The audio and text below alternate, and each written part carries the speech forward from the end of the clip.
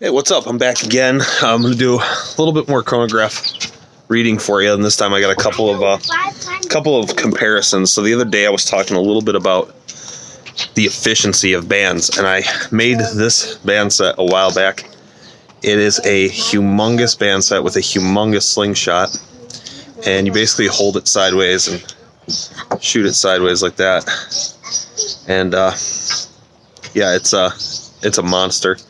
And we're going to compare that right now with this guy that has tiny little bands, tiny little pouch. It's a tiny little slingshot. And I'm going to show you why. I'm going to show you that one is better than the other. So this humongous band set, basically hold it sideways, draw, and it's super heavy. Okay, and I'm going to shoot. Then I'm going to shoot this one, which is unbelievably light and tiny. And I'm going to show you the comparison between the two. So just to show you guys, I'm not cheating. Get the chronograph ready to go.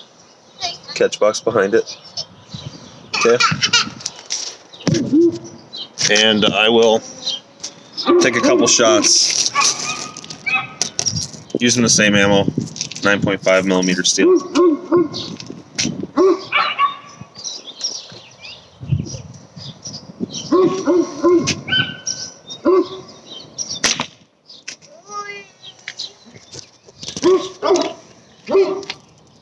(167 feet per second). And these bands got to weigh like 20-something pounds. I mean, they're heavy. Take one more. I can barely hold it steady. 166 feet per second. Now, I'm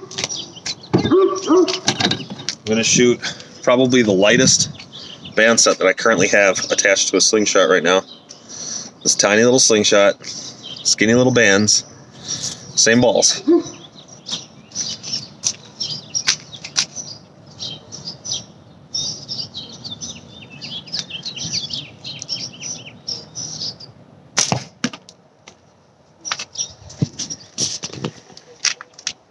(180 feet per second).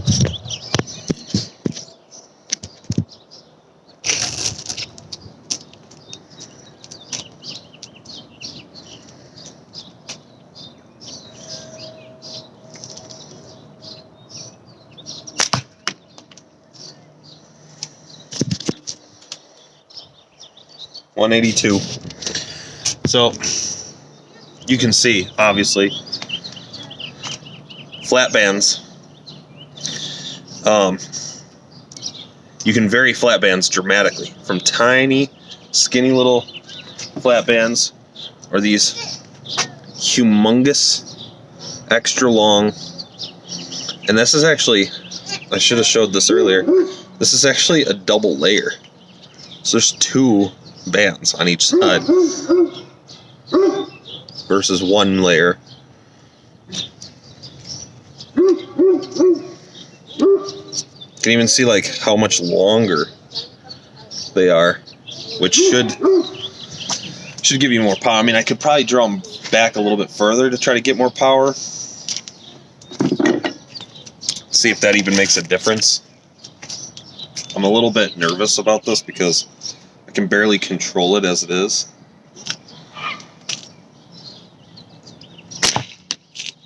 Here we go. 190 feet per second. So we did power it up quite a bit.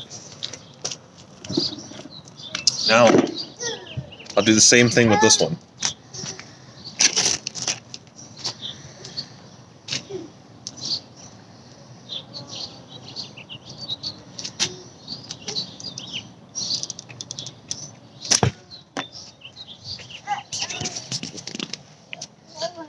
.206.